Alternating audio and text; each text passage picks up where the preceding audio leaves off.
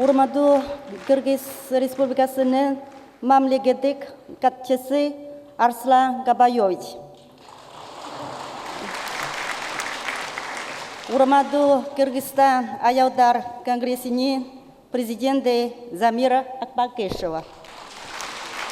Урмаду конуктор Кымбаду Достор. Мне особенно приятно сегодня разделить с женщинами и друзьями Кыргызстана радости празднования Международного женского дня. Прежде всего, позволите от имени посольства Китайской Народной Республики в Кыргызской Республике и от себя лично поздравления и самые добрые пожелания в связи с нашим любимым праздником 8 марта.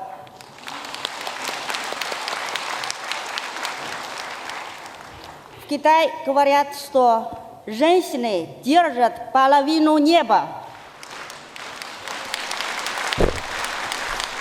Со дня основания Китайской Народной Республики государство неизменно уделяет большое внимание развитию женского движения. За прошедшие 77 лет положение женщин в Китае претерпело коренные изменения. Китай одержал победу в самой масштабной в истории человечества борьбе с бедностью, в ходе которой около 690 миллионов женщин достигли уровня средней зажиточности. Полностью устранены гендерные различия в доступе к обязательному образованию. Последовательно совершенствуется законодательство, направленное на защиту прав и интересов женщин. И сегодня идеи равенства стали не просто принципом, а частью общественного осознания. Современные китайские женщины с уверенностью и ответственностью принимают активное участие в социально-экономическом развитии страны. Доля женщин-депутатов Всекитайского собрания народных представителей нынешнего созыва составила 26,5%. В новых сферах занятости, таких как цифровая торговля, электронная коммерция, прямая трансляция и так далее, около трети женщин, проявляя инициативу и профессионализм. Китай и Кыргызстан связывают не только общие горы и реки, но и крепкая и искренняя дружба. Сотрудничество в сфере поддержки женщин занимает важное место в наших двусторонних отношениях. Женщины наших стран на протяжении многих лет поддерживают прочные связи и укрепляют сестринскую дружбу. Конгресс женщин Кыргызстана активно взаимодействует с Всекитайской Федерацией женщин и женскими организациями провинции Китая.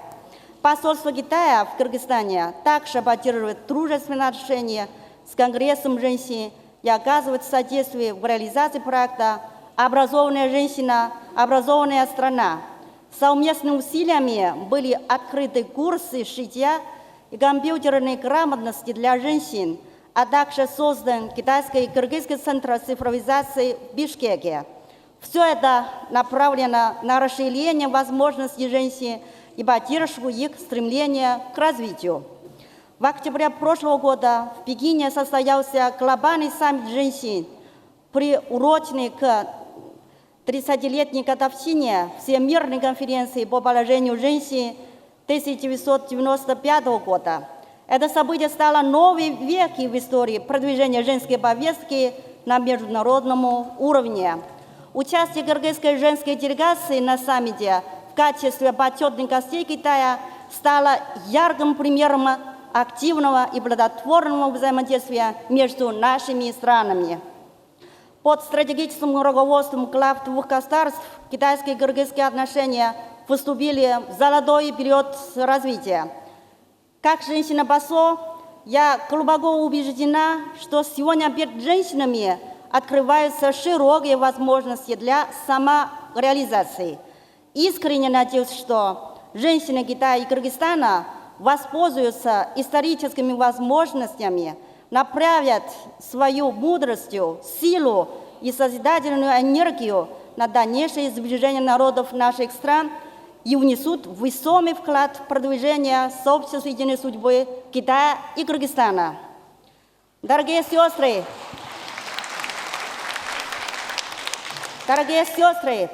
в заключение позвольте еще раз поздравить вас с праздником. Желаю всем крепкого здоровья, вечной красоты, гармонии в семье и профессиональных достижений.